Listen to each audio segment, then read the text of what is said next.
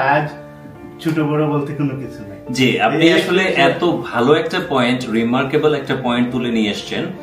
আপনার সাথে আমিও অ্যাড করি, কারণ আমাদের সবারই বাংলাদেশের এক্সপেরিয়েন্সটা সেম, যে আমরা যখন বাংলাদেশে থাকি তখন নিজের চা নিজে বানায় খাবো না, নিজের পানির যে গ্লাসটা, এক গ্লাস পানিতে নিজে নিজে আমরা নিয়ে খেতে চাই না, তাই না? এই হচ্ছে আমাদের কালচারটা। অথচ এখানকার কালচারটা হচ্ছে যে উনি একজন বস, উনি মাল্টি মিলিয়নার, সে এসে তার স্যুট খুলে সবার আগে সে টয়লেটটা ক্লিন করছে। ক্লিন বলতে ওটা চেক করছে, দেখতেছে যে ঠিক আছে কাস্টমার, সে কোনো হেজিটেশন করে নাই।